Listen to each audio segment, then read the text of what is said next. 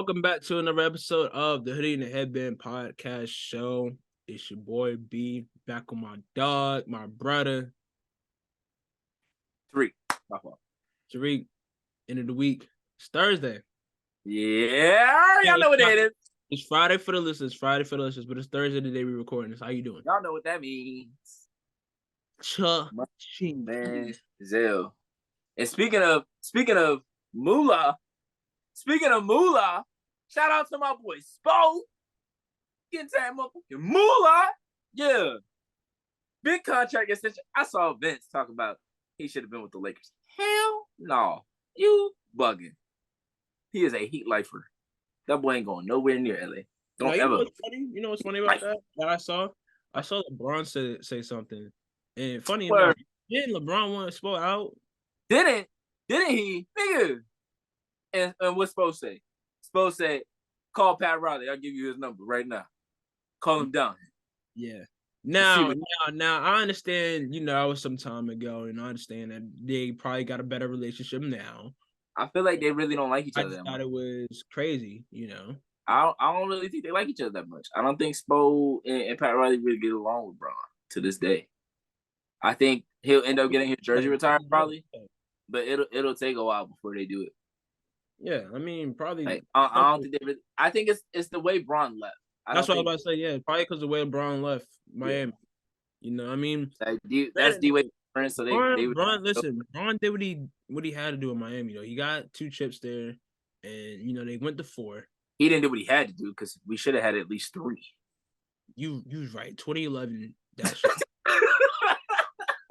2011. No, it's that disaster class. You had Magic Johnson. You had Magic Johnson questioning if he could guard Jason Terry.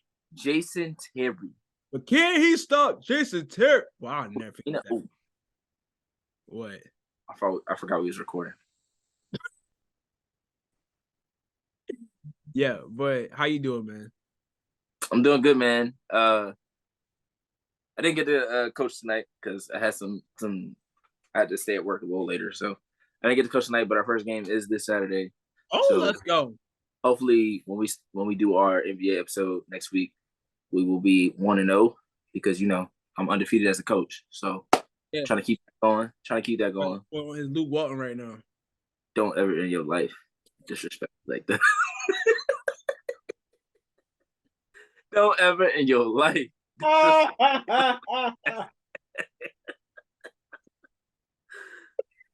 It's Spo or nobody. We ain't recruiting, so I'm not Calipari.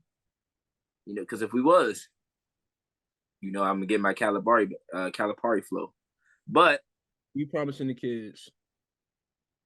NIL, you already know. You gotta promise kids something with V-Bucks. With the kids on the bag, boy, you already know. Hey, would you play Minecraft? Would you play Fortnite? Would you play Fortnite, Madden, Squishmallows? Yeah. I got you. Come on. In the Switch games. We this way with it. But it's been a good week. Can't complain. There's been some good basketball going on. Good weekend of college basketball for sure. Conference play has started, so every game matters. Every game is a battle. And it's gonna be real interesting. Who's gonna step up when they called upon. Who's gonna make big plays? Who's gonna come out with these big wins and get these big moments? We'll get some of those as we get through the episode, but it's just been really fun to watch how certain teams navigate playing, better competition and playing teams that know them really well. So yeah, man. But y'all know me. I'm just chilling. How about you, bro? I'm good. Can't complain, bro. Like, damn, went around all week. So I've really just been chilling with the fam. Been in the gym last couple of days. Man, I'm tired of pickleball. Pickleball getting all the time, bro. I pulled my issue yesterday, right? I posted it yesterday because last time, as if y'all remember, I pulled it to the gym as a Monday, and they said pickleball is on Mondays from 9 to 12. So I was like, all right, word. So we went on Wednesday, Uncle and Tom came with us, whatever, we chilling. I think we're gonna go shoot hoops stuff, right? Dre off. I think we're gonna go shoot hoops. And they say, you see both sides of the court, you hear boop, boop. Oh no, that's great. I was like, I know they're not in here again. And I was like, hey, I go to the front desk, my yo. I was like, I thought pickleball was on Mondays from 9 to 12. And she said, oh, no, it's Mondays and Wednesdays. I was like, see, you ain't tell me that last time. Today? Huh? No, this was yesterday. Yeah, I was like, you ain't tell me that last time. You told me it was Monday. She's like, yeah, it's Mondays and Wednesdays from 9 to 12. I'm sorry. Because she saw I had the basketball in my hand. She saw I was ready to go. Basketball in the hand, headband on, I was ready. And she didn't tell you when you came in? No, she told me soon as I came in, yeah. Oh, okay. She told me soon as I came in. Like, before I even could scan my damn pass. Like, oh, What it's coming for, man. It's like, dang. It's like, I know not a lot of people come to hoop in the mornings, but, like, I like to shoot around, get my shot up, Put that work in if I go to work. So, we went this morning, though. This morning was cool. Jump shot looking good. Looking great. So, getting back in the yeah, man, I just can't wait for this year ahead, bro. I know it's gonna be a good, fun year. It's gonna be a good year as far as us and Hoodie and Headband and stuff we got planned and content we got lined up. And just with all these episodes and stuff that you guys tune into on a weekly basis. We did get the 600 on our college. We did get the 600 on last week's episode. Finally, yes. Shout out to y'all for real. Shout out to y'all. But we get 600 again this episode. And more. Come on now, let's do it. Putting on numbers. Come on now. You know what? We gotta put a Caitlin Carter numbers this year. Here go 2 more for y'all. Yeah. Every time we get an episode, here go 2 more for y'all. Basically, I mean, hey, it's the second episode since that episode, so that's a fact. Yeah, but let's get into it, man. March is approaching. I just realized that today. I was sitting down. I was like, oh wow, January, how far away? January, February, March. We're halfway through January already. It's crazy. February, March. I'm like, what the heck? Yes, wow. I'm crept up on it. I'm like planning February out. I'm thinking like, dang, March is really the third month of the year. Like, what? Like this is crazy. You gotta start. We gotta start prepping. We gotta start, previewing. We gotta start. 316. Put some work in. Yeah, Albany, New York. It's time to turn things up. It's January right now, but it's basically March. That's Bryce, man. You know how maybe basically summer, even though May don't start to June 20th. May is not summer. May is still spring. Basically summer. I'm sorry. May is summer, dog. Who's still in? That's spring, man. Bro, May is basically summer, dog. You get out of school in May. May is summer. The Mayflower is spring, bro. Come on, bro. No. Because June, July, August. Summer. Bro, being in college, you out of school second week of May. I work in the school system. You work in the school system. So we in there until end of May, June. Grade school. Even high school is in until at least June. That's grade school. That's when you in high school, you in the 12th grade. Same thing, bro. Grade school, bro. So everything but college. College is done in May. Everything but college. Graduations are in May. I graduated in May. You definitely did graduate in May. Yes, I was at your graduation. Exactly. Your graduation's in May. Our last day of school was the end of May. It was my mom's birthday, actually, May 25th. Shout out to Mom. And your dad's birthday. Yes, it's a wonderful day. But May, it's basically summer, is what I'm saying. It's like I'm saying. Oh my! All right, Tariq. Damn it.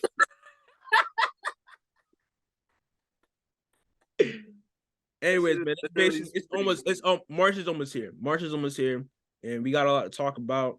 Conference players started up, and it's getting hot and heavy, man. We had some good games this past weekend. Let's get into it, man. First and foremost, we had Virginia Tech against North Carolina State. Golly. Ooh-wee. My goodness, that was a good one. That was a really, really good down, man. Number 3 went down, but hey, Virginia Tech had a game. Girls hooped out, man. Liz Kitley had 27 and 12. They stepped up when they needed to, for real. They really, really stepped up when they needed Slight to. work. Georgia Amore 21 and 7 assists. Slight work. And a lot of those, I don't say points, but they made some tough buckets down the stretch of that game. That game really came down to the end. I mean, North Carolina State really had them for most of the game.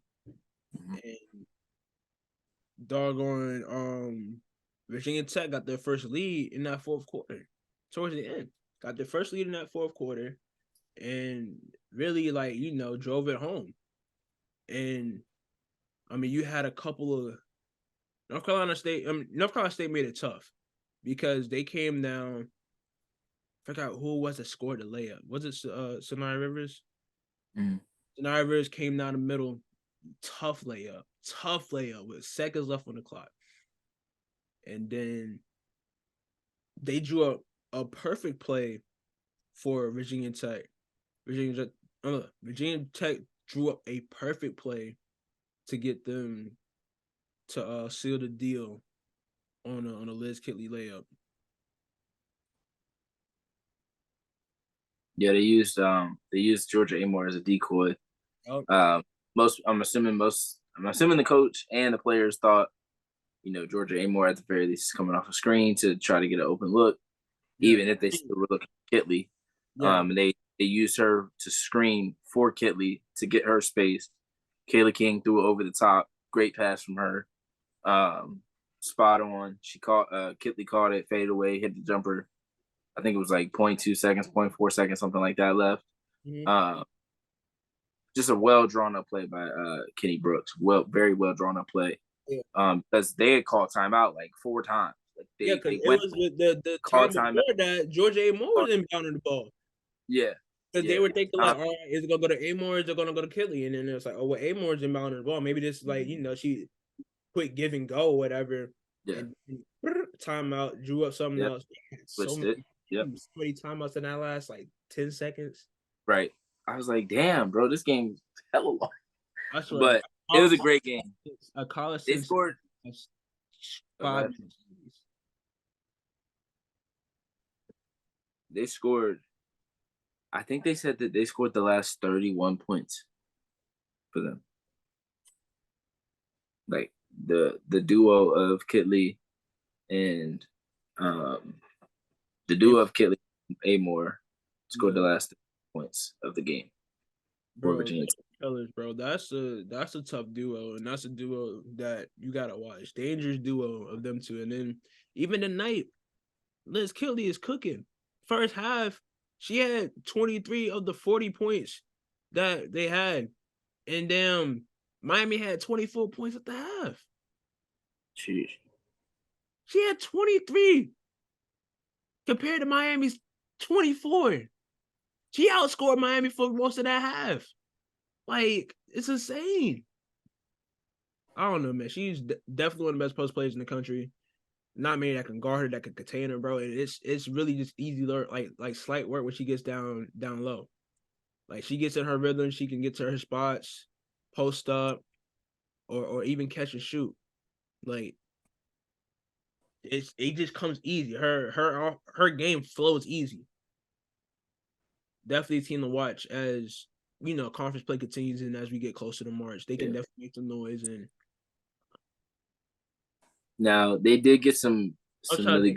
I don't want to go too far and say they can win the ACC, but in terms of the ACC tournament, though, they can definitely win the ACC. I mean, win the ACC tournament, but getting that win, they being conference champion like regular season. I don't know. I mean, they did beat North Carolina State though. Yeah, they beat North Carolina State. Oh, let me pull up their schedule. They're beating Miami right now. They cooking Miami right now. They play Florida State, Duke, Clemson, Georgia Tech, Syracuse. I mean, Florida State is going to be a tough one. Duke's a tough one. After that, that should be 3 winnable games. Obviously, they're going to be tough because they're conference play, but they should still win those. Play North Carolina State again. North Carolina, they play Notre Dame in February. They play Virginia twice. So I mean, yeah, they could come out the ACC on top. And they're one of the only two right now. They're one of the only 2 undefeated teams in the conference, right? Not undefeated in terms of undefeated in conference raw record, but undefeated in conference play. Them and Louisville are the only 2. So if they can beat the teams that are below them, and then if they do drop some games, it's not too many. They could definitely win the conference. They got 5 ranked teams at the moment, 6 ranked teams, sorry. And then Syracuse and Georgia Tech are still right there. Duke is still right there. So it's definitely not going to be an easy conference to win, but they definitely have the star power to do it. Now, can the rest of the team step up and make some plays? Because they scored 48 of the 63 points in this game. Karis Baker came off and made some big shots. She made 2 big threes in the first half that were huge. And then Kayla King finally hit one in the second half, I believe. And then Matilda Eck had a couple of buckets as well. But you need more from the rest of the players. You can't have so many players out there, and it's just 6 points here, 3 points here, 6 points here. It's going to be really tough to beat elite teams. And if NC State had River Baldwin, they might win this game. So while they definitely need Virginia Tech definitely needed this win in terms of confidence. Elizabeth Kitley even said it after the game that they knew they needed this win for this season for their confidence and everything like that. So this really was an important win, but NC State played really well, being down a player, and some of their key players being in foul trouble. Isaiah James was in foul trouble, only played 19 minutes. Mimi Collins was in foul trouble, so she couldn't really get a rhythm. Sanaya Rivers, she played the entire game. Zoe Brooks played the entire game. But they even had a player come off the bench and give them big plays. Lacey Steele came off the bench and hit a couple of threes in the first quarter. Really made Virginia Tech change their defense because they were giving up so many open shots early on. Madison Hayes hit 4 threes of her own. So, just a really good game all the way around. Both teams are going to need to be better once they meet up again. I'm assuming they'll meet up again at some point in the tournament. Because they next month they play each other next month. Oh well, when they play in North Carolina, Virginia Tech's gonna have to bring it, and their role players gonna have to play better, and Georgia's gonna have to shoot better as well because they were able to get back in this game because NC State got cold. Because Georgia Amore was really struggling early in this game, so they're gonna need to be a little bit more efficient for sure, and they're gonna need more from the outside pieces as well, because a key bulk of your players that are getting minutes getting 0 points. It's not gonna cut it against teams like South Carolina, LSU, UCLA. The top teams in the country that you're gonna be facing if you want to win a national championship. So Kenny Brooks has got to put some more confidence in those other players and allow them to freelance a little bit, see what they can do, see what they can add to the team, because they don't have a ton of versatility on offense. They don't have a ton of variety, so they got to mix it up a little bit.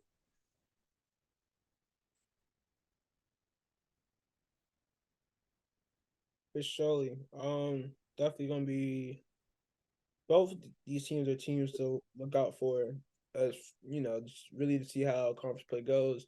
These are two teams I'm gonna be watching to see how they perform against other teams in their conference, and just in general. I think both these teams make a deep run in March.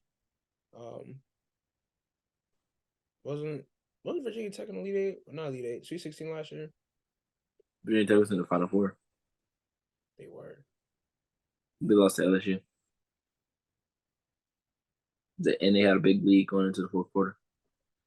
Not a big lead, but they were up going into the fourth quarter, and then they scored, I think, 8 points whole quarter. Yeah. I don't want to say a fumble, but they definitely let one slip away. They were 10 minutes away from being in that championship against the Iowa team that. I'm remembering. Yeah. Raven Johnson's fast as hell. Yes. She got the ball and took off.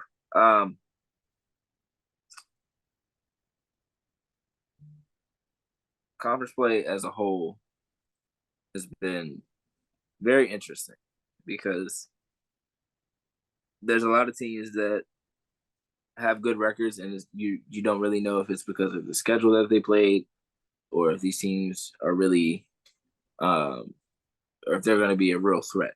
So conference play is what tells you the answers or gives you the answers to all those questions. Oregon State was undefeated going into the UCLA game. UCLA was able to win that game. And,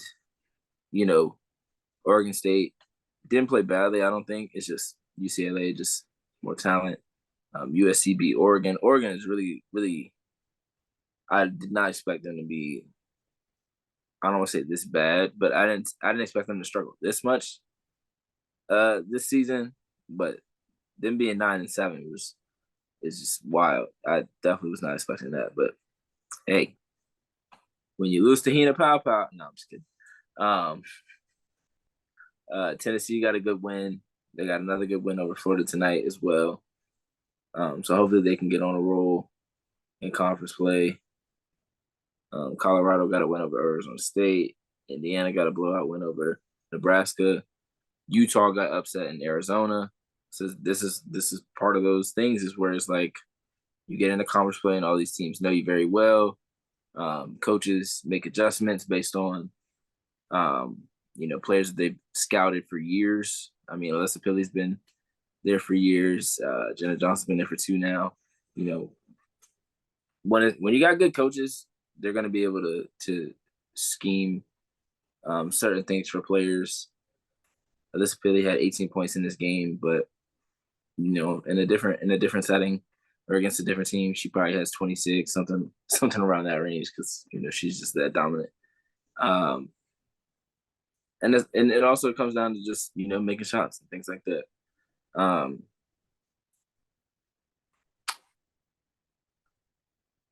But yeah, it's just really interesting to see all these teams just duke it out from night to night. Just every time you look at the scoreboard, every time you look at like what's on the docket for the night, it's like, damn, this could go either way. This could go either way. Like, I don't really know who's gonna win this game. Like, and you got some teams where you're accustomed to them winning games, and you're accustomed to them being in conversations, and they're not right now. Like Maryland.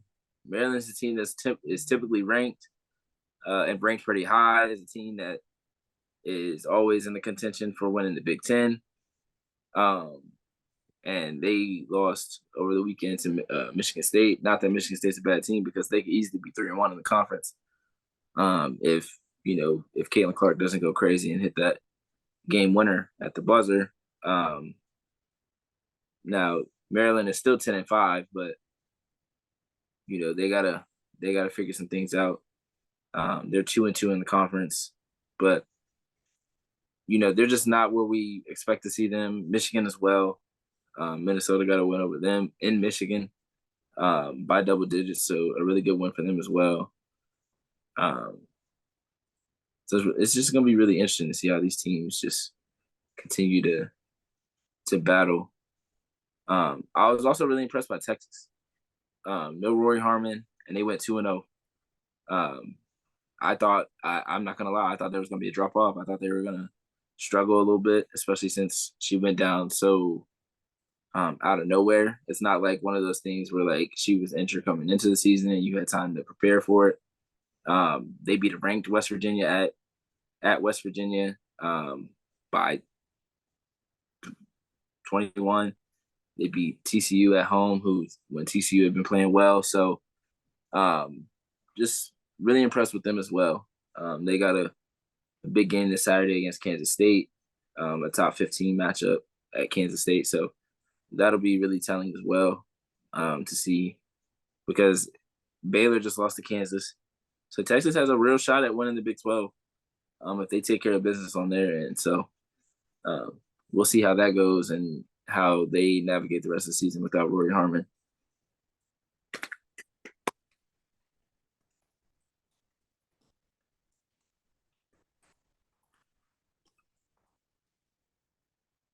What's up? Oh, whatchamacallit? Yeah. Illinois. I thought Illinois would be better. They're very disappointing.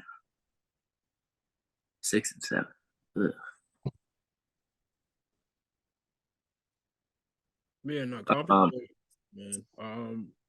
I know you had what? I don't say no questions, but you want to talk about UConn? Yes. My knee. What the fuck? Sorry. I sit with my leg, one of my legs crossed again, so I pulled it down and my knee was hurting. So, yeah. UConn. Can they withstand the injuries? Can they Aubrey Griffin is now out for the season with the torn ACL. It was announced a couple of days ago. Janet Alpheus, we already know, is already out for the season. Caroline Ducharme is still out. And it's just like, obviously Azzi Flood got injured as well. She's out for the season. So it's just the depth. Can we keep up?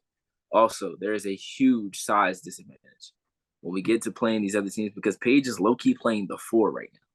She was playing the 4 when Aubrey was there, when Aubrey was coming off the bench. And now it's like, do we have the size to compete with these teams? Do you have the size to compete with the South Carolina, to compete with the UCLA? We've already seen how they can struggle against the UCLA that has a ton of size. So it's like, you're going to have to get through these teams to play in a national championship game or to win a national championship. You're going to have to play these teams with size. How are you combating that? Mm-hmm. Because it's not like the defense is good, but it's not like they're just so much faster than every team they play. Like, if you're small, you typically want to be really fast, you want to play with pace. UConn don't really play with pace. Like, they do when they need to, but UConn has always been mostly a half-court offense and just really just synergetic on offense and just getting good shots, making good plays happen, and playing really good defense. Now they've all of course they can force turnovers and get out in transition and stuff like that. But I just have questions about the size and the fatigue getting to them like it has in the past couple of seasons. But I will say everyone is playing pretty dang well right now. I cannot look at them and say, hey, I don't, because Paige is playing really well. The freshmen are playing really well. KK Arnold, Ashlyn Shade, both playing well. And Gino does seem to be having more fun this season. The last couple of seasons, you could tell the frustration, he didn't seem like the coach that we had seen the past 15, however many years. And it seems more like he's having fun again. And it's probably because more players are back. But again, you get a player back and then 3 or 4 more players get injured. So it's gonna be very interesting to see how they combat these other teams, because Ice Brady plays a good amount of minutes off the bench. Mari DeBerry doesn't typically play too much off the bench. She plays in blowouts, but Ice Brady's really the only forward that we play outside of Leah Edwards. So after that, it's like, so when we play South Carolina in February, who's guarding Chloe Kitts? Like who's guarding Breezy Hall? Like these teams are big. Like these teams aren't playing. Like who when we play LSU, who's guarding Anissa? Who's guarding Angel Reek? Like there's just so many questions that you have when you play these teams, and it's gonna be interesting to see if they answer. If they answer them and they win these games and they get on and they go on a tournament run, by all means, absolutely do that. But it's gonna be an uphill battle. I think they'll be fine though, man. They're in the Big East. I think they'll. They'll be fine in the Big East for sure. Right. But I mean, they got Notre Dame and they got South Carolina coming up on their schedule, so those are gonna be two big games for them. Notre Dame, respectively, Notre Dame's post players aren't the greatest, so they should be fine outside of Maddie. I mean, like I know they're missing players and stuff too, though at Notre Dame. So I mean, but that's another ranked team they're up against. That's more ranked competition. That's another test for them that they're gonna have to go up against, being that they're without damn near half their team. Absolutely. So I mean, I think they'll be straight. I don't think there's anything to worry about. I just think their ceiling isn't as high as it was because of the injuries and because of what's going on with the team. And when they do have something to worry about then? You said what? I said, then wouldn't that mean they do have something to worry about then? I mean, that just lowers my expectations for them, So I want to say, I mean, maybe you, since you're more of a fan of them than I am, and you guys are thinking championship. Every year's a championship year for us. We're playing to win the championship. We don't play for second place. I get that. That's not a mentality to have. All right, we're gonna play for second place, or whatever. You want to get the best out of your players while you still have them. Like, all goes well. This will be Paige's last year, and she'll be in the draft, and she'll be in the league next year. So you want to get one last go around to where you can make a run at a title. And for them to do so, yeah, playing small might not work in their advantage. Hopefully they won't have to run into like a team like UCLA or a team like South Carolina or run into a player like Liz Kitley at Virginia Tech, to where now if there's one big, they can cruise to the Final Four, and then that's whenever things get, if they can get to Elite Eight, Final Four, then I think just focus on getting to Elite Eight first. Focus on getting to Elite Eight, get to Elite Eight, and then just see where you can make up for in your matchups going forward. Yeah. Because even then, like we seen teams last year, like we saw, even like when they lost to Ohio State last year. I know, but we saw they shouldn't have lost to Ohio State, and it's like it's like you see teams get outplayed by the other team, the team that wants it more. Like we've seen. I don't know. It's like we've seen a lot of crazy things happen. Like this March Madness for a reason. We've seen a lot of crazy things happen in this tournament, in this game. And so I know you got to take it game by game, one game at a time. You 0-0 at each game, whatever. It don't matter what you did the last game, is what you do the next game. And so for them to really get to that point, they just got to keep taking care of business. They did have 20 steals last night, though, as a team. So that's crazy. That is crazy. Now, if you doing that, if you getting a bunch of steals every night, 20 steals as a team is crazy. Yeah, that'll get you out in transition and make you play the pace for sure. Yeah, shit that for, and they got the players for that too. We definitely have the players to play with pace. Yeah, and it's not it's just like if you're playing with that much like you got Paige next to Nika Mule, and then you got Aaliyah Edwards that they can all produce offensively pretty well. Mm-hmm. So I'm confident in that they can give UConn a complete game. We've looked bad offensively against really good teams, so that's another thing. If we can't score offensively on these elite teams, and we can't stop them on defense, we have no chance. We have no chance because now, granted, not every team has a ton of size. Like a team like Iowa does not have a ton of size. We'd be fine size-wise. But some of the other teams that we like, Utah, we would struggle with Pilly. We would struggle with Jenna Johnson. Like, there's some teams out there that have a lot of size that would really, really give them some problems. And I want to see how that'll be combat. Like if we play Stanford, Cam Brink and Kiki, who's guarding who? Because the league can only guard one of them. So that means Paige or Nika is guarding Cam or Kiki. Like that's a lot to ask. I don't know. But again, it's not a ton of teams that have crazy size. Like Notre Dame is not a team that has the size to really kill you offensively. But those are just some things that with the injuries that kind of can worry you a little bit. Because even with the injuries, we didn't have a ton of size, but we had offensive players like now. Hopefully, Deshaun can come back. That'll change a little bit. If Deshaun can come back and play the rest of the season, that changes a lot because she has some size. But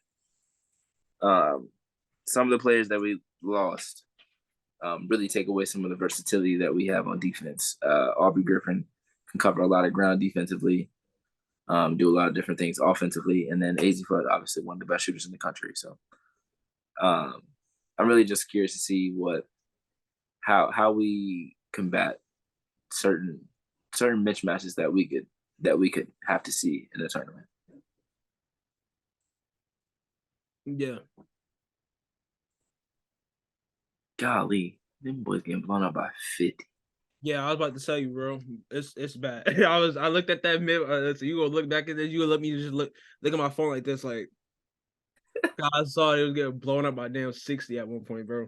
Golly, bro. It's a night for blowouts, low key. Yeah. All right. Speaking of like not tournament. Where do you want to go next? You want to talk Pac-12? You want to talk SC? We can talk SC. All right.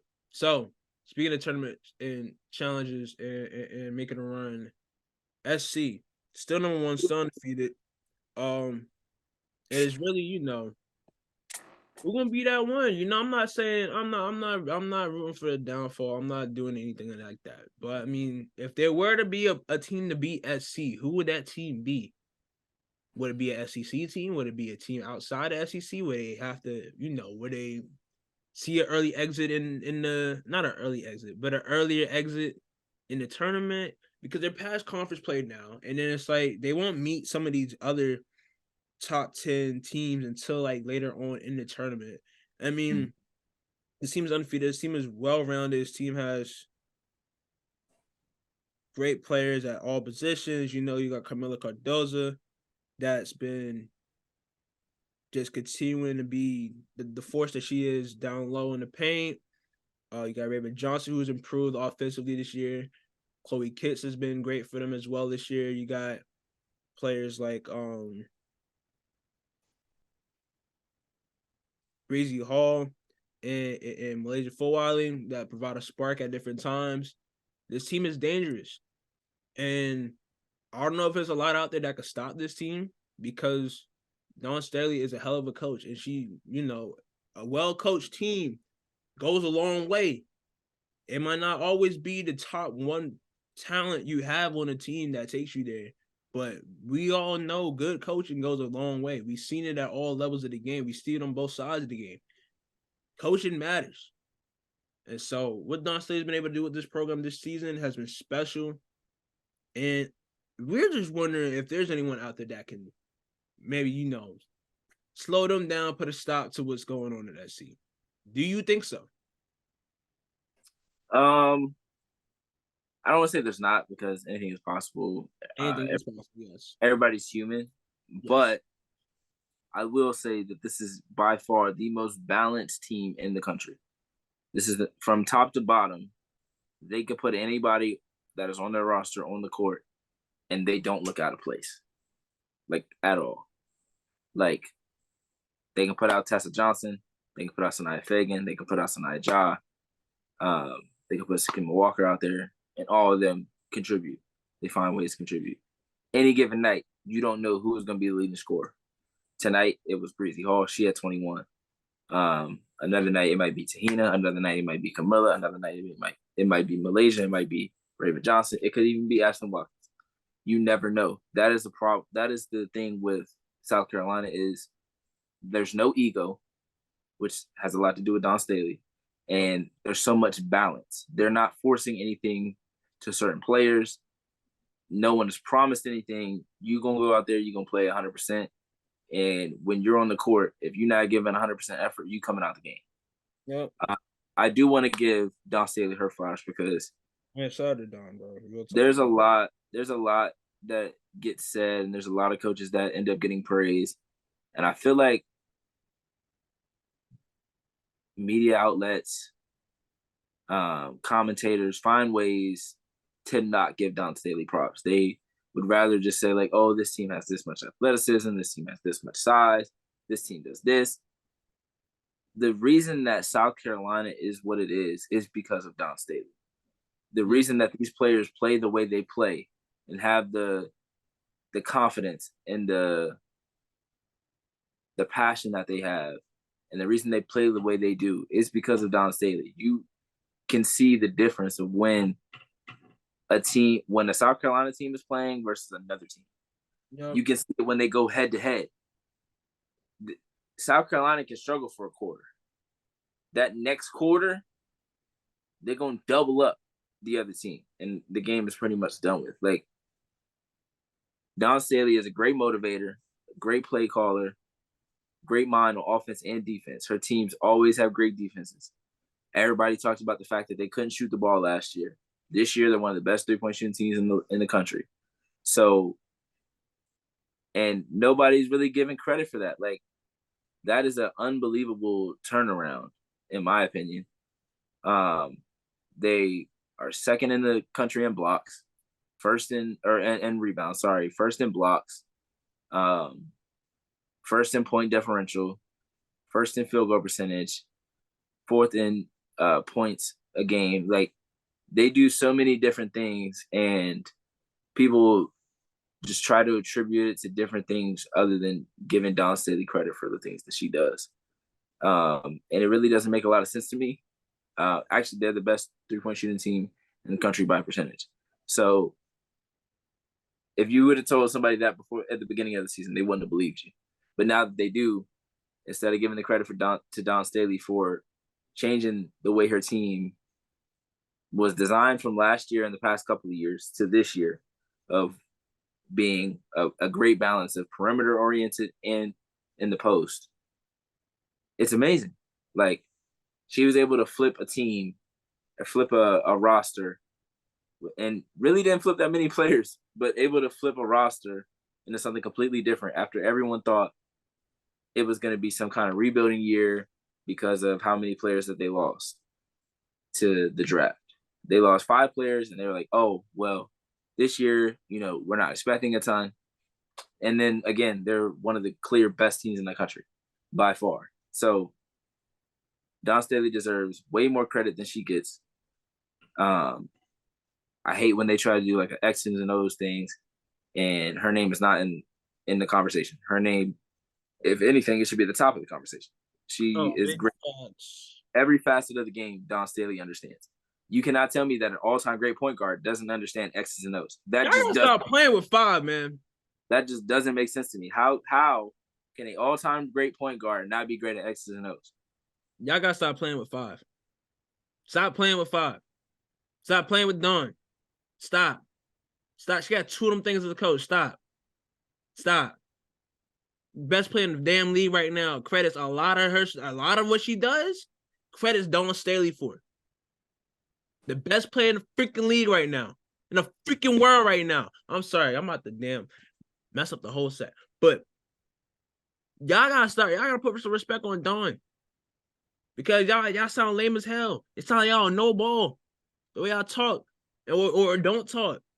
And it's like, you see, she don't really, I don't know. It just seems like she hasn't really gotten a lot of praise or anything this year. You know, it's not like because instead of there being a top pick or top rated like top 10 player like recruited class or she didn't have like a top like one player or whatever on her team for once.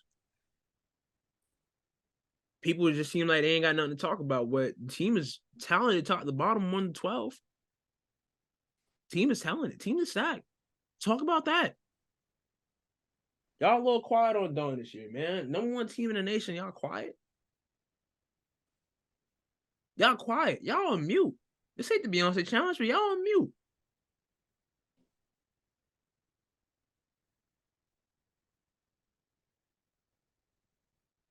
It's upsetting. It's a shame. But it's expected.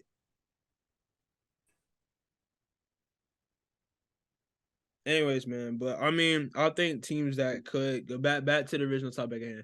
I think teams that could challenge and give give Carolina a run for their money. As far as the SEC goes, I don't think it's many. I think it'll be what LSU and Tennessee, the 2 teams. I would say to have what would be the best chance to knock them off. But even then, it's like I don't know.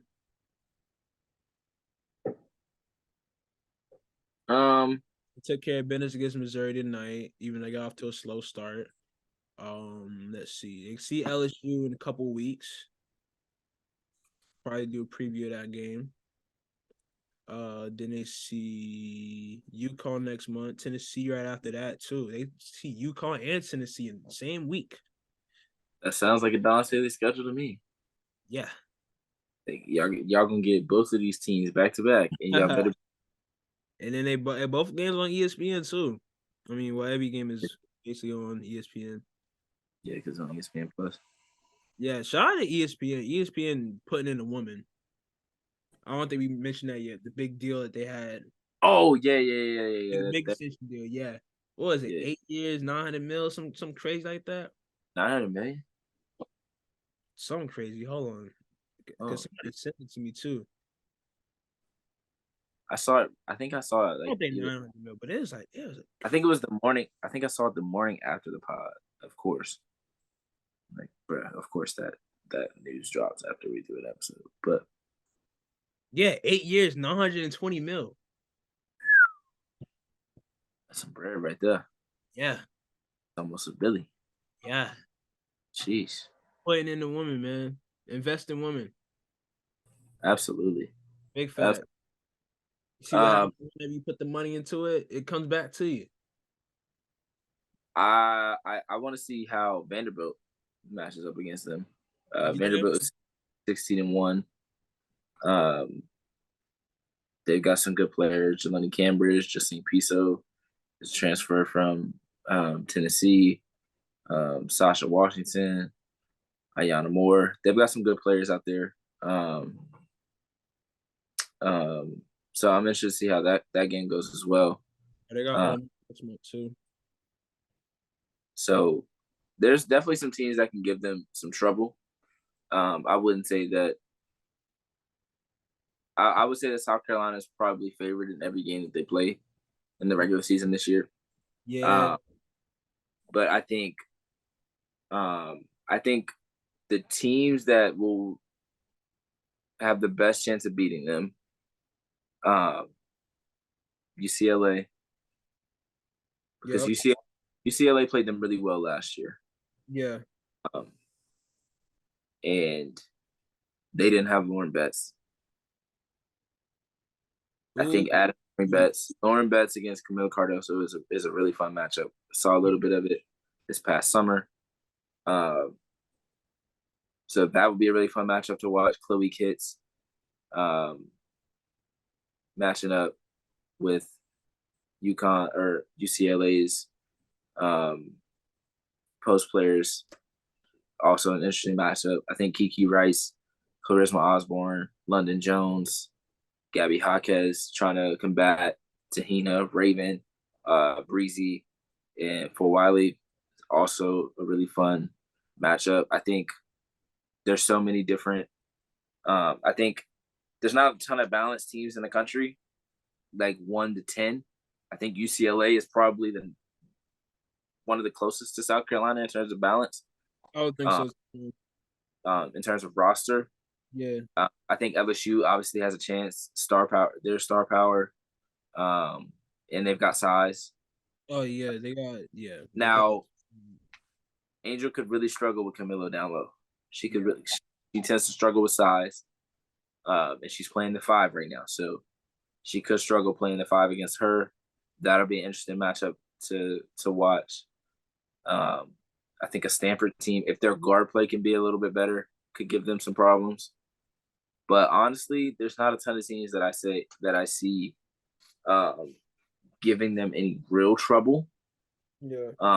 Just because they're so balanced and they're not a team that gets bothered very easily.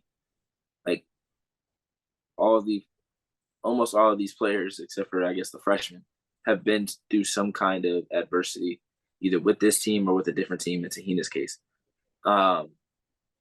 they were in the Final Four last year. They played in the game against Iowa. They played in the big games, getting to the Final Four in the conference tournament. All these moments and all these milestones that they've hit, nothing that they see is going to surprise them. And that's credit to Dawn.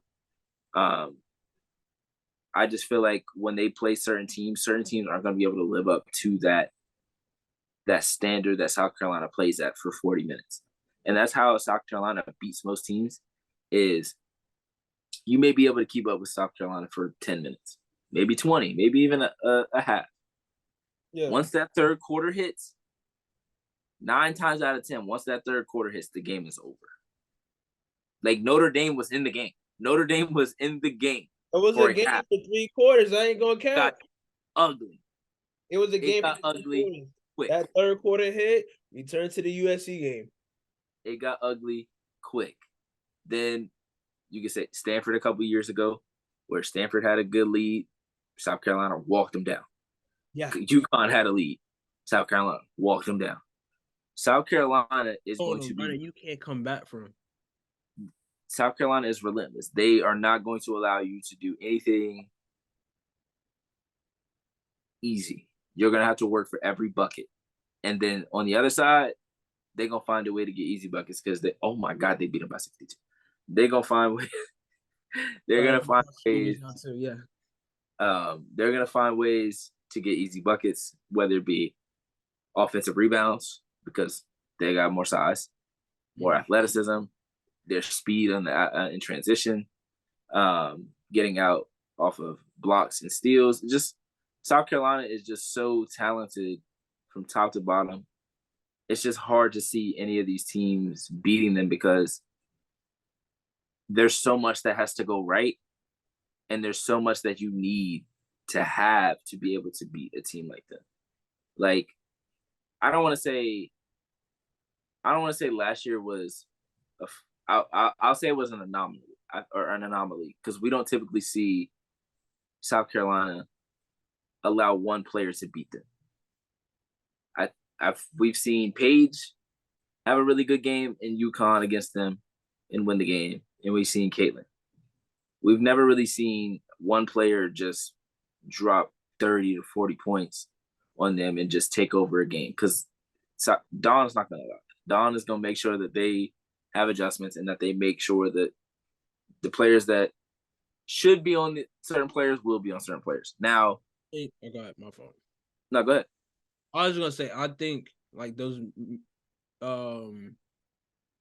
examples you mentioned, I think it would take that kind of performance to beat South Carolina, like soundly, you know, like it would take that. And I mean,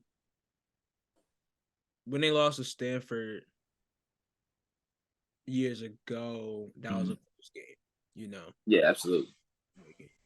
And it's like when South Carolina loses, it's either a close game or like like we mentioned, like a Paige or a Caitlin type game. Like I don't think I can ever remember South Carolina being blown out.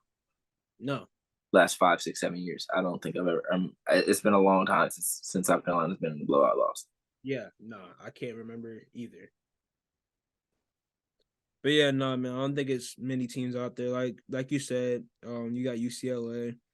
Iowa, I would say it would take another Caitlin type game, Caitlin Final Four type game for that. But I don't think that happens twice. I don't think that happens twice. Lightning got not go strike twice on South Carolina like that. I just don't think there's a lot of good teams, but I just don't think there's enough talent on enough teams to really bother them. Like, I think if Notre Dame was healthy, I got them down here too. Issues. If Utah was healthy, I would have liked their chances because I like the way Utah played them a couple of weeks ago. Yeah, even without Gianna, I feel like if she was healthy, that game is even closer, and they might have possibly won it. But yeah, if I had to pick 3 teams, I would go UCLA, LSU, and then it's probably between Stanford and UConn, I guess. I still don't think UConn has enough size, but the February game will tell us what we need to know. But if I had to pick 2 teams, it would be UCLA and LSU, just because they have the perfect blend of size and talent, defense, and depth and talent. Yep. So yeah, I would agree too, man. UCLA, LSU would have the best chances. Any other team will be a fluke. Man, just being for real here. Like, it just would be a fluke. Like, just, I don't know. Just like South Carolina would just, the lid would be on the basket for South Carolina. You know, it just. And that's definitely possible. Like I said before it'd be a night where South Carolina show up and the Monstars hit them, you know? Like, it'd be one of those nights. Absolutely. Yeah. For other teams that we need or got listed to get the upset on them, you know? And that's not saying that the other teams aren't good. Like, Colorado is good. No. NC State is good. USC is good. Texas. It's just when you put the matchups out there and when you put them on the floor, do you actually think they are going to win this game? Like, genuinely, if it's Texas versus South Carolina, who are you choosing? South Carolina. If it's Texas versus Baylor or South Carolina versus Baylor, who are you choosing? South Carolina. If it's against Colorado, who are you choosing? South Carolina. Yeah. If you say South Carolina versus UCLA or UCLA, there will be people that pick UCLA. There will be people that pick LSU. If you say South Carolina versus Louisville, I don't think anybody other than Louisville fans are picking Louisville. And that's not no shade to any of these other teams. I just think South Carolina is that good. Yeah. And I could say the same about UCLA almost. I think there's a lot of teams that don't match up well with UCLA. I think like a team like USC, if they can get the role players to start playing more consistently like they have the past couple of games, then that's a team that can give you trouble. Because when you have a player like Juju Watkins, they always give you a chance to win a game. Because Southern California, USC's defense, can keep you in a game. Juju Watkins can win you a game. Yes. So if you can get enough, and this is college basketball, so it's not like you got to get 100 points. If you can hold a team to 70, and you can get 30 from one player, and you can get 7, 10, 12, you got a chance. You got a chance. So while we're saying all this, it's not saying that no team has a chance against them. That's not what we're saying. But if you're telling me that I have to choose South Carolina or the field, I'm taking South Carolina. There's only 2 teams realistically in the field that I would think about taking over them. That's all I'm saying. But that's not to discredit any other teams or say that there's not talent, because this is one of the most talented nationally, or most talented the league or the country, whatever you want to say. Most talented team in the nation. No. I'm trying to say as a whole, like college. As a whole, top to bottom, one of the most talented teams, top to bottom, in the nation. That was a struggle. Golly. Yeah, because it's not a league, because they're It's college basketball. I mean, this is the most talent that we've seen in women's college basketball at one time. Is what I'm trying to say. Okay. That we've seen at one time. There we go. Even though there's a ton of them injured right now, which is really pissing me off, because there's a lot of talent that is on the injured list. If we could get them off of there, shit, we'd be really in there. We'd really be rocking, because shit, there's a lot of players that I want to see Olivia Miles hoop, man. Come on. Anybody want to see her sit on the bench? I want to see Olivia Miles hoop too, man. I've been waiting. I've been waiting since last season. Hopefully she's there. Hopefully she can hoop. Hopefully we see her hoop soon. Well, yeah. All right. Speaking of big teams, best teams in the nation. What's my call? Let's say UCLA. Do you think they can win the Pac-12? Absolutely. I'm not saying that they will 100%, because that, as we've said the past couple of weeks, that conference is so stacked. You got Colorado, Stanford losing a game or two. I think Stanford has a real chance. I think Stanford has a real chance to win the Pac-12. At least, obviously, regular season. Conference tournament is a different story. I think Stanford could really, just because that size is going to be a problem for everybody that they're playing. And I think Stanford is always going to come down to guard play. I think Stanford they've got a weekend ahead of them. They go to Utah and then they go to Colorado. If they win both of those, then it's time to have some conversations, because those are some tough matchups, going to Utah and to Colorado Friday and Sunday. That's why this conference is so crazy, because no way Friday night, 8 p.m., you're playing Utah, and then Saturday you wake up or whatever and you going out to Colorado to play them at 2 p.m. That's a lot to ask, but this is a talented team. They definitely can do it. Hannah Jumper shot the ball well this season, shooting 35% from three. Nunu Agara is shooting the ball well, 50% from three. Bosgana has played well. Brooke Demetrius played well. So they've found balance outside of Cam Brink and Kiki Iriafen. It's just like win these big games and win these games that require more.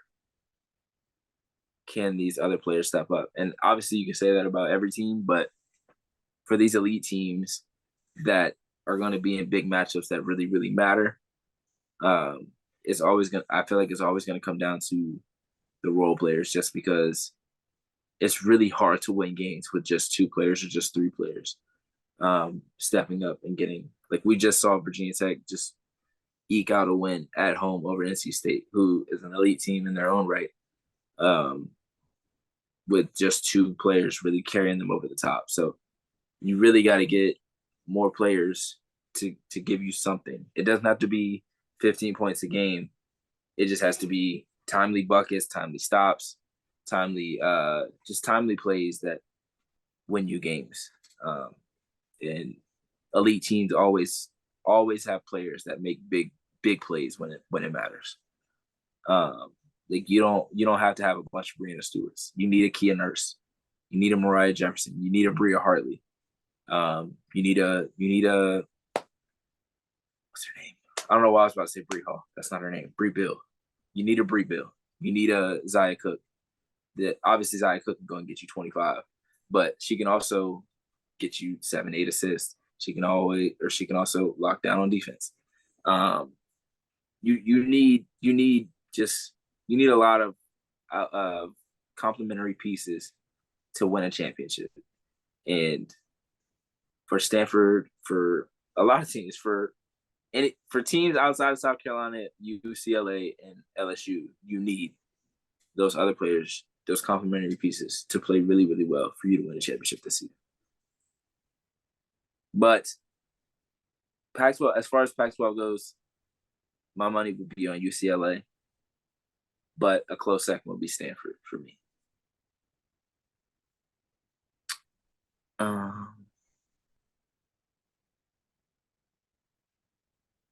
Man, I don't even. That's crazy.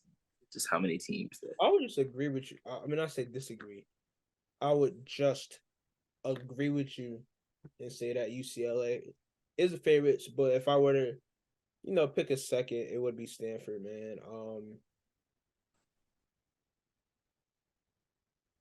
Well-coached program, still got some of the best players. Still,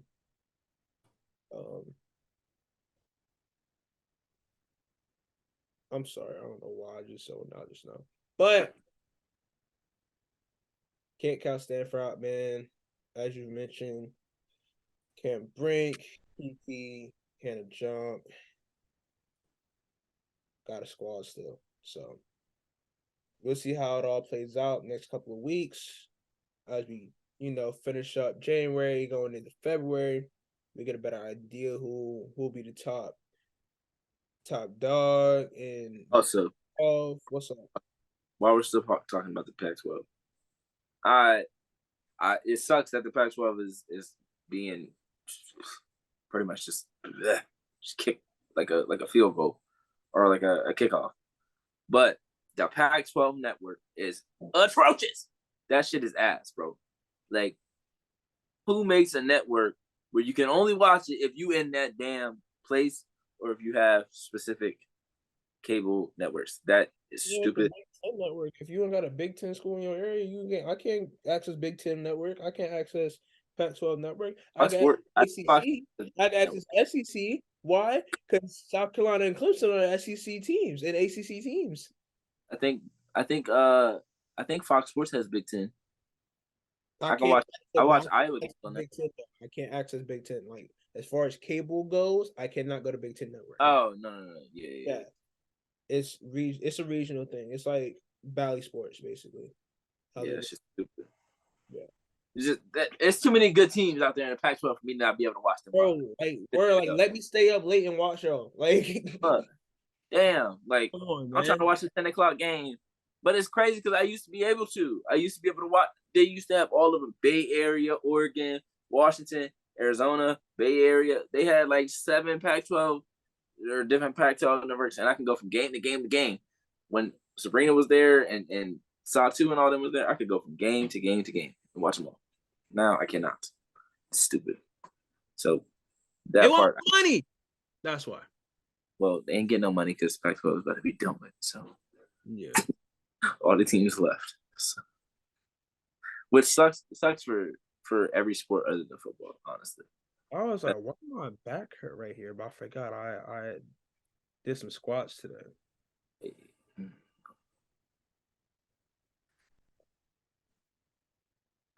Word. Anything else before we going out of here? We want to talk men's a little bit. We have some big upsets in the shout out my Kentucky guys, man. Got a good dub on Saturday. Willingham cooking, Reed Shepherd cooking. The boys looking damn good. Got a good dub. We was getting cooked by Purdue lost. Who else lost? It was Purdue. No idea. Number 2. Bunch of people lost this past weekend, like the 1, 2, 3, and 5th seed. They just had it up. I'm watching Michigan State right now. Michigan State and Illinois. Oh shit! Well, we better be moving up to like top 3 then. What we rank? But who? What the hell? Jane. Let me see. No. Oh, well, Purdue just lost like what this week? I'm trying to find out the day that Purdue lost. I feel like I just lost like 2 days. They lost what, Tuesday, I think. Yeah, they lost. You lost to Nebraska Tuesday. Houston lost to Iowa State. Oh yeah, I did see that. Purdue lost and Houston lost on the same day. I mean, we about to be top 5. Kansas lost to UCF. Oh, but shit, we gonna be top 4. No, top 3. Yeah. Oklahoma TCU. 1, 2, and 3 lost. Yeah, move us up.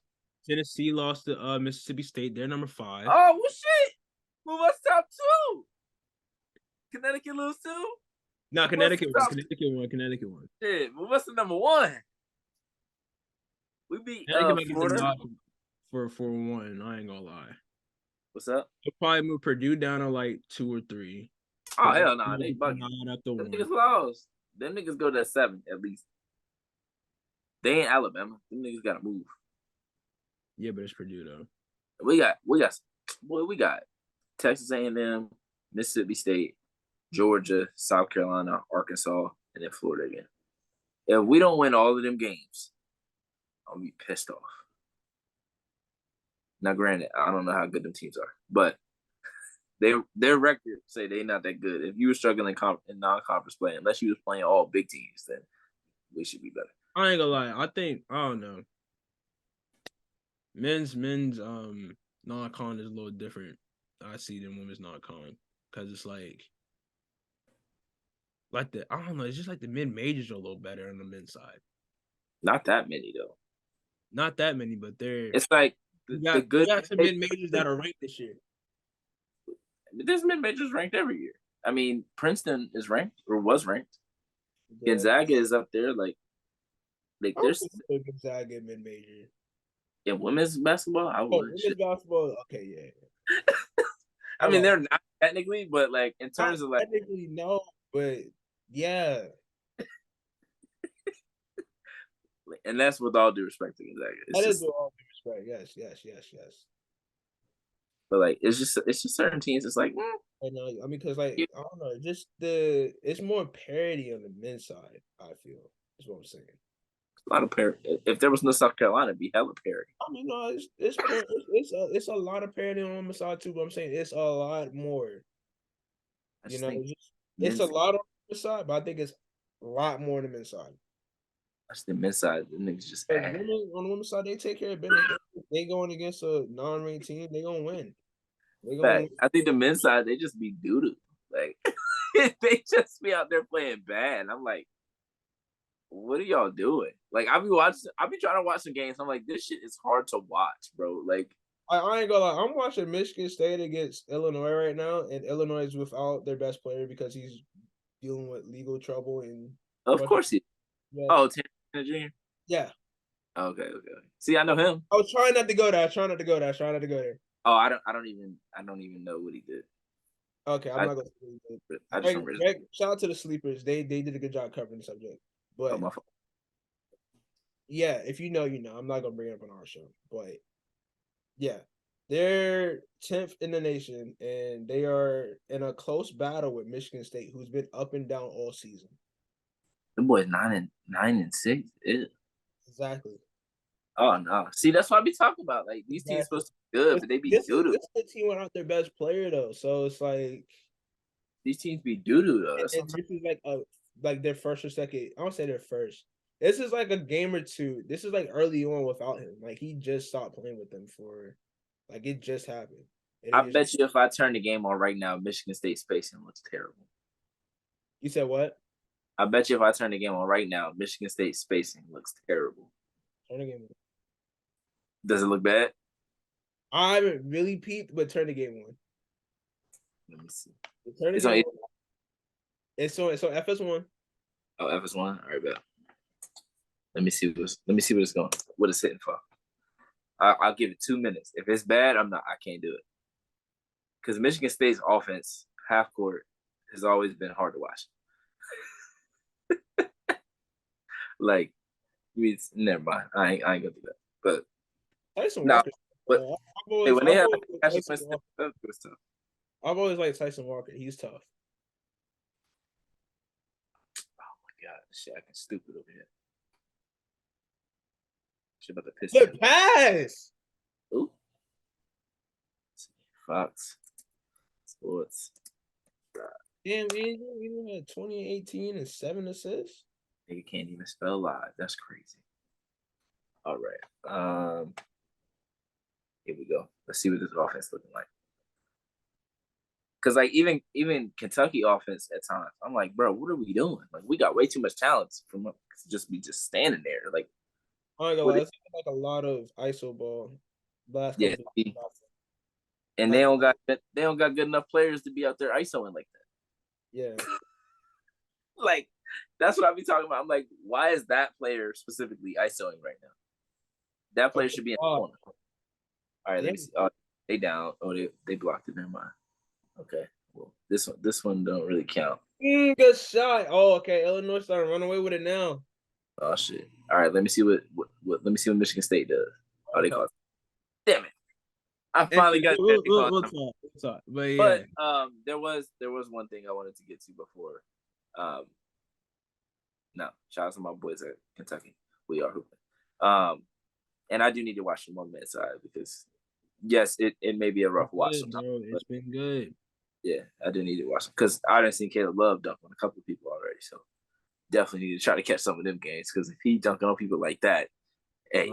But I do want to say, can we stop pretending like A'ja Wilson's not the face of the league? I'm gonna let you rock. I ain't gonna say nothing about this. I'm gonna let you rock. I keep seeing certain players. I'm not gonna name any names. Not gonna say anything crazy. I keep seeing certain players marketed over. Sabrina Ionescu.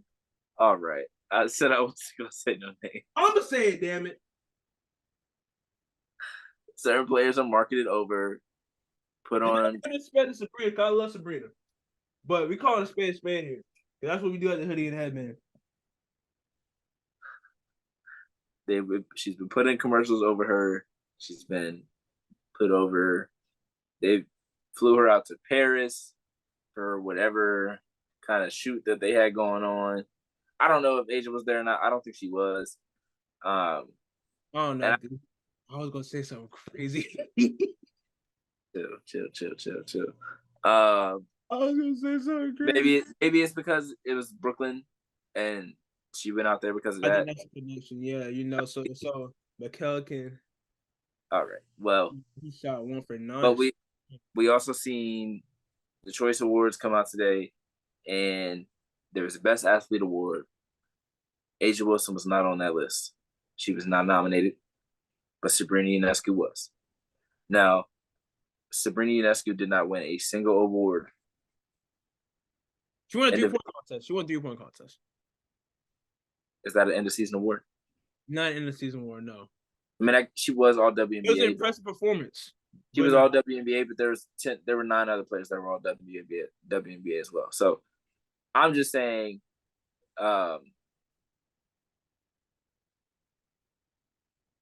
when it comes to these awards, can we actually do our research? Can we actually watch the games? Can we actually pay attention and see, oh, well, this player won Defensive Player of the Year, Finals MVP, should have been MVP. Like, the Athlete of the Year, and for the WNBA side, for women's basketball as a whole, the only player on there is Sabrina Ionescu. I'm not with that. I'm sorry. And that's not shade to Sabrina because this isn't her fault. Again, she has nothing to do with people putting her as that. She doesn't say, hey, don't put me there.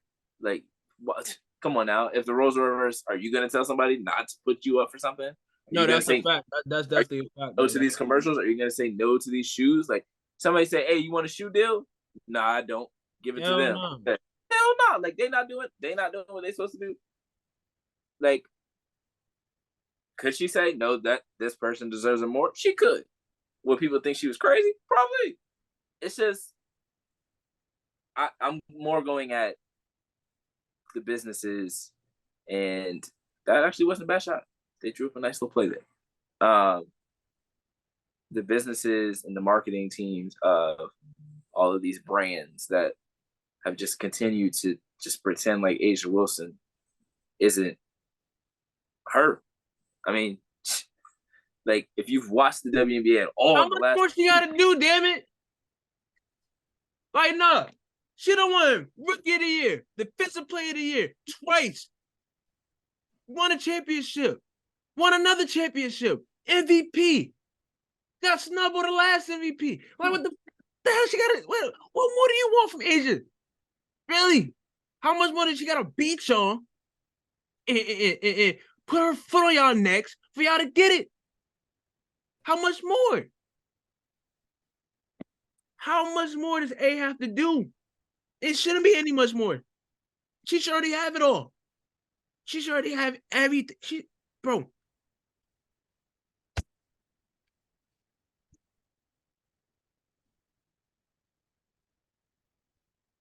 And Chelsea Gray petty too. Cause she under the comments tagged Asia like, oh, you see this? Big petty. But I love it.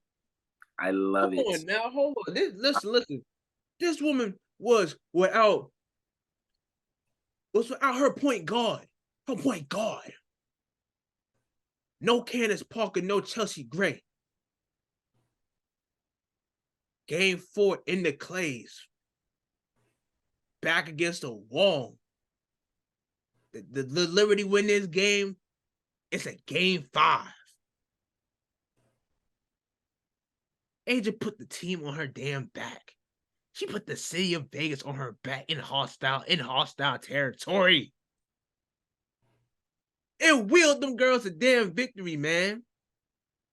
You had players that saw time. You had players that got in the game that only got in the game during garbage time.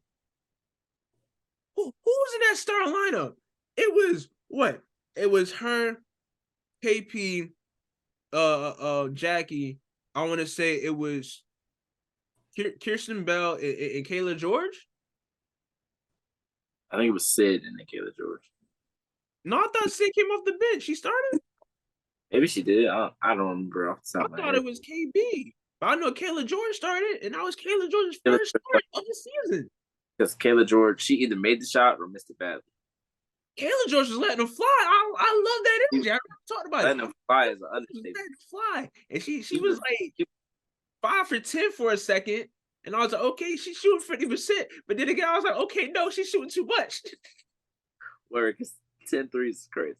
I don't know if she actually shot 10 threes, but I know she was like 50% at one point. And then I was like, okay. And then I was like, all right, she's shooting a little too much now. Like, she about to shoot us at the game right now. Let them fly is an understatement. I like the energy though, you know? It's like, that's my energy. Keep shooting. Keep shooting. Shoot. You might make the next one. Keep shooting. Next shot mentality, man. Anyways, though, they gotta stop playing with 22. Stop playing with 22. Stop playing with 5. Dawn Staley. Oh, my fault. Stop playing with 22. Stop playing with 5. Four. Nah, let me chill. Stop playing with 4 too. 4 coming back. Stop playing with 4. Skylar Diggins Smith. Oh yeah, her too. Stop playing with 4. I was talking about Aaliyah, but she don't wear 4. No, she don't wear 4 no. But stop playing with 4. Cause she coming back. Free agency about to start. And she coming back. Where's she going? LA. I'm sticking firm. I'm still saying LA. I'm still saying LA. So I'm trying to think of what other teams. I feel like Washington would be nice too. No, the 1-2 guard duo, her and Natasha Cloud. That could be something. So and Brittany Sykes to the 3, and then Deladon to the 4. Definitely, you can move. No, you definitely can't do that because you got Eric Atkins. But Natasha Cloud is free. So you could choose Scott. That is true. And I thought I saw a report saying that they're thinking about bringing her to New York. I don't know if that was actual report or if that was just a fan. I saw a fan say it. Okay. Then never mind it. See, you know all these fake blue checks and no blue checks now. It's like it's kind of hard. All these aggregate Twitter pages really piss me off. I gotta check your bio now when I see something. Yes, absolutely. If your name is Christina, I gotta check your bio. Facts. Just because it says something. And that's respect that everybody else is in the space with us, you know. And I know certain people that cover certain teams and stuff. So yeah. Christina is the main news person in the W space. That's why I said what I said. Yeah, Michigan State. Michigan State is cooked. Who is that? Who's number 3 for them? For Illinois. Illinois, I don't know, but I'm about to find out. He tough for that one. Yeah. You can tell I don't be watching Midside at all. It's crazy though, because I used to be able to tell you every player on there, every team. Facts. And now you say somebody. That's why I thought of you. Listen, that's why. All right. I know we get a little long. We need to wrap up the show, but No, that's why I thought, all right, yeah, we do the college, we do everything, whatever, because we were so in tune with everything. But you got too deep into the women's side. We just neglected the men's. And I mean, hey, they'll live. Nah, facts. They got enough people covering. Nah, let me. They'll live. I promise you, they will live without our coverage, and they've been doing so. No. I'm just saying. I think our viewers, listeners, they appreciate the women's coverage that we do. For sure, because if we come out with an episode talking about Kentucky, Duke, not Utah, what's Purdue, Purdue, they'd be like, "What the hell? What's going on?" Kansas. We not clicking on that shit. Talk about your boy Hunter Dickinson from Kansas. Hey, that's my guy. Yeah, you see from the DMV. He went to the map. He won them ones, man. He won them ones for real. Top 5 pick in the draft should be. Bro, I gotta go back and find that episode, bro, because that was a funny ass moment, though. You was like, I was like, I don't fuck with that nigga. You was like, oh, he from Maryland? Oh yeah, he's nice. You ready to slander, bro, so bad. Oh, he tough. He a real one. You did the whole 180. Oh, I did such a whole huge 180. I was like, oh, what? Oh, that's my guy. Shout out DMV. Yes, sir. He won the ones for real. It's a number 3 at the game, so I don't know what his name is, but I guess we can look that up. See him dribbling right now, no? Unless it's third. Dribbling right now. Wait, they say third on the floor thing of who was on the floor, and then no, that was most points in the game. Oh. I was about to say number 3 was just dribbling and made the pass. Yeah, I'm about to say, yeah. Okay. All right. All right. Anyways, thank you for all these times that people show the back of people's jerseys. Now they don't want to. Thank you for tuning into another episode. Dan Tyson Walker. Arkansas, come on. My fault. Yeah, appreciate y'all for tuning into another episode of the Hoodie and Headband podcast show. We'll be back talking NBA, or maybe I don't know. We'll be back sometime next week. With my Jalen Brunson. That celebration is fire though. But appreciate y'all. All right.